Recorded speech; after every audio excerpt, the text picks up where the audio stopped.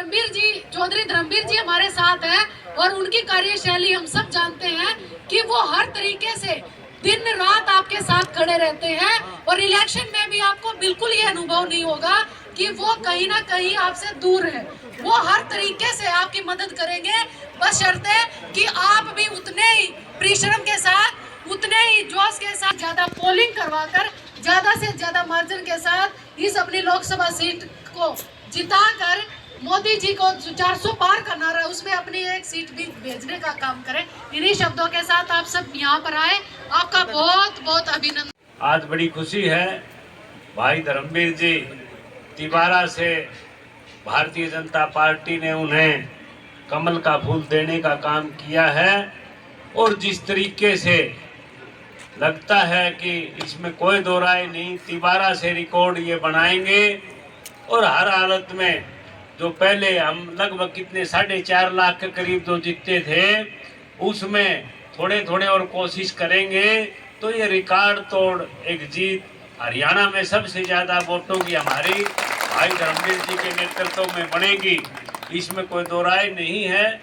और अभी जैसे मेरे से पूर्व वक्ताओं ने भी सभी कहा कि भाई थोड़ा सा कोशिश और हम कोशिश कर देंगे, तो ये लोगों की जन भावना पूरे देश में बनी हुई है। अब की बार 400 पार फिर से मोदी सरकार की जरूरत है। अपने बना MP रहा तो पहले से ज्यादा वोटों का है, तो क्यों किसी ने मिलाने की जरूरत है। तो इसलिए पार्टी ने सारा सर्वे करके और इधर बाहर से मिलाने की जरूरत नहीं। उसी के बाद ये मोदी जी, अमित शाह, पार्टी हाईकमांड ने सभी तय किया भाई धर्मवीर जी इस इलाके की सीट सबसे ज्यादा मजबूती से सीट निकालेंगे और इसमें कोई दो राय नहीं है। और इसलिए ये पार्टी का जो फैसला है, पार्टी हाईकमांड को या रूटीन की पार्टी को नहीं, अमित शाह मोदी जी बहुत सुलझे हुए नेता हैं।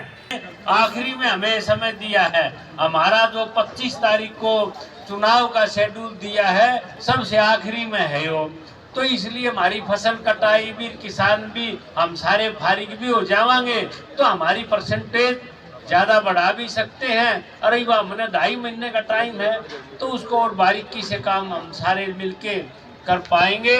तो इसमें कोई दो लाल साहब आ रहे खुद बोले कि भाई वास्तव में भिवानी का मामला कोई बीच मत रहा, कोई शिखर पे रहा है, तो अब के इसमें भी कोई दो राय नहीं, हम थोड़ा अच्छे वोटों से बनेंगे तो केंद्र में मंत्रिमंडल में भी वो बनाने पड़ेंगे, केंद्रीय मंत्रिमंडल में। कि हमारे लोकप्रिय सांसद धर्मवीर जी को फिर से भारतीय जनता पार्टी ने सांसद के रूप में टिकट देके भेजा है। जिले में खुशी की लहर है और सारे देश में ये सभी बच्चा बोल रहा है कि इस बार 400 पार होंगी।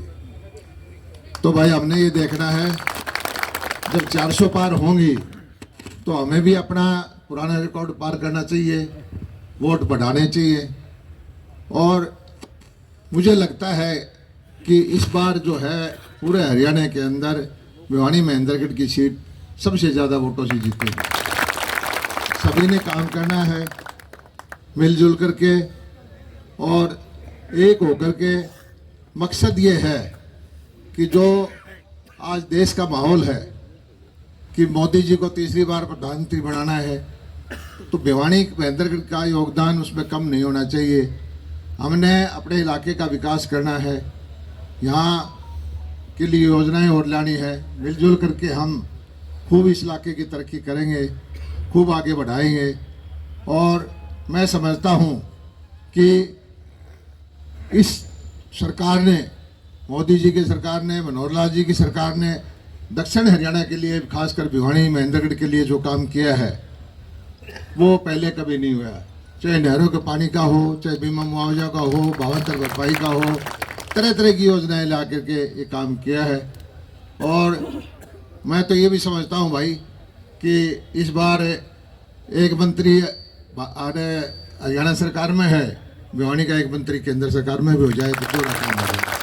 तो मुझे आज कॉलेज में फंक्शन है, एनुअल फंक्शन, वहाँ जाना था और इसलिए मैं थोड़ा सा पहले बोल करके आपसे इजाज़त चाहता हूँ। रोज़ ही प्रोग्राम होते रहेंगे, रोज़ मीटिंग होते रहेंगी, खूब काम करेंगे। ये सही है कि इस बार पूरा तेल निकल जाएगा पसीना। 2.5 महीने बहुत बचा है,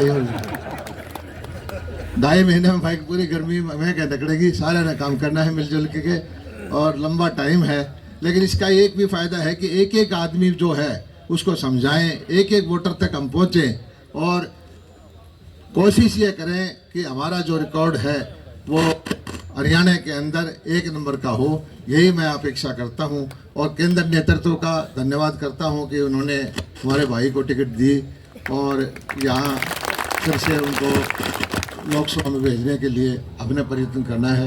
धन्यवाद। जय हिंद। चुनाव को लेकर पहली मीटिंग है। हाँ, बड़ी खुशी की बात है कि आज हमारी पहली मीटिंग यहाँ कार्यकर्ताओं की इस गार्डन के अंदर शुरू हुई है। कार्यकर्ताओं में पूरा उत्साह है और जिस तरह से देश के अंदर माहौल है कि इस बार 400 पार एनडीए की सीटें आएंगी, भिवानी महेंद्रगढ़ का उसमें पूरा योगदान होगा। हमारी ये कोशिश होगी कि पिछले वोटों से ज़्यादा वोटों से हमारा कैंडिडेट इस बार जीते और ये तो सभी को लग रहा है कि यहाँ पर फिर से कमल खिलेगा और हमारी भागीदारी जो है कहीं पर भी कम नहीं रहेगी। मंत्री की भी बात आई है, सभी उनसे एक मंत्री आप एक सेंटर में। नहीं, हम तो ये कोशिश चाहते हैं कि भिवानी के ज़्यादा से ज़्यादा मंत्री हों। हमारे किसान का क्षेत्र है, दक्षिण हरियाणा का क्षेत्र है और यहाँ का जो भागीदारी हो केंद्र में भी हो और प्रदेश में भी हो। प्रदेश में तो है ही। मुकाबला किससे मानते लोग? मुकाबला तो भी कोई टिकट लेने को तैयार नहीं है, वो सब भाग रहे हैं। मुकाबले लगता ही नहीं है कोई। कांग्रेस और आम आदमी पार्टी एक होकर चुनाव लड़ रही है। अब 0 और 0 चाहे 4 0 जोड़ दो, उससे कोई फर्क नहीं पड़ता। उन लोगों के अंदर उनकी कोई भावना है, ये लोग समझ चुके हैं कि मोदी जी ने जो काम किए हैं, जो देश का परचम फहराया है, तो सारा देश बोल रहा है कि इस बार फिर मोदी जी प्रधानमंत्री बने। मार्जिन था सर 4.5 लाख के करीब का, क्या लगता है उससे ज़्यादा ही मार्जिन आएगा भिवानी महेंद्रगढ़ से। जो आज का माहौल है, मार्जिन बढ़ेगा। आपकी जो है दौरे करने आप लोगों ने शुरू कर दी है, क्या मानते हैं सर? देखिए, कल ही चुनाव आयोग ने तिथियां घोषित की हैं। 7 फेज में पिछली बार चुनाव था और इस बार भी पिछली की तरह 6ठा फेज में हरियाणा की 10 की 10 लोकसभा सीटों पर वोट डाले जाएंगे। पिछली बार प्रदेश में 58% से ज़्यादा वोट भारतीय जनता पार्टी को मिले थे। आम आदमी को हौसले को देखते हुए और अब तो हर आदमी चाहे वो किसी दल में हो, वो सारे के सारे एक राष्ट्रीय सोच के हिसाब से भारतीय बनना चाहते हैं और भारतीय का मतलब है भारतीय जनता पार्टी में शामिल होकर देश को आगे बढ़ाना चाहते हैं। इस लोकसभा में जहां पिछली बार चुनाव में 63.5% वोट था, मैं दावे से कह सकता हूं कि 70% से ज़्यादा वोट मिलेंगे इस बार भारतीय जनता पार्टी को। और क्योंकि प्रधानमंत्री जी की सोच देखी है सारे देश ने। दूसरी तरफ अगर देखोगे तो छोटे दल हैं, क्योंकि आज कांग्रेस पार्टी भी कोई राष्ट्रीय पार्टी नहीं बची। पिछले 2 चुनावों में आप और हम सब देखते हैं कि मात्र 10% सीट जीतनी होती हैं। 2014 में विपक्ष का नेता लोकसभा में वो नहीं बना पाए क्योंकि 10% सीट नहीं आई, 2019 में भी नहीं आई और 2024 में आने का तो मतलब ही नहीं बचा। इसलिए 10 की 10 सीट इस बार भी भारतीय जनता पार्टी पहले से ज़्यादा मार्जिन पर आए जीती। इस बार तो गठबंधन है सर, खासकर हरियाणा आम आदमी पार्टी और कांग्रेस का, क्या लगता है दोनों मिलकर मुकाबला कर पाएंगे? गठबंधन का मतलब ही गलत होता है। जिसका गांठ लाग जाए उसका केक क्यों बंधन कई दिन चल रहा है। उनका न्यू नहीं मेरा कौन सा केक है। क्या विचारधारा जिस प्रकार भारतीय जनता पार्टी देश के प्रति है, लेफ्ट कुछ बोलेगा, उसकी आम पार्टी कहता है कि हम तो ऐसे चलेंगे। जितने दल हैं वो अलग अलग विचारधारा के हैं, तो क्या विचारधारा जब अलग अलग होगी, कोई उनसे पूछना पड़ेगा तुम्हें हाथ में कोई दे दे कलम तो तुम क्या करोगे? कोई नज़र नहीं आ रहा, केवल मोदी जी ही नजर आ रहे हैं सारा देश। कांग्रेस भी जल्द टिकटों की घोषणा कर सकते हैं, तो क्या मानते कौन सा उम्मीदवार? मैं तो ये मानता हूँ कांग्रेस के जो उम्मीदवार पहले नजर आते थे वो सारे के सारे कहीं ना कहीं दूसरे को ऊपर थोपना चाहते हैं। मैं नहीं लड़ना चाहता, मैं नहीं लड़ना चाहती, किसी और को लड़ा दो। ये सारे प्रदेश में है 9 की 9 में।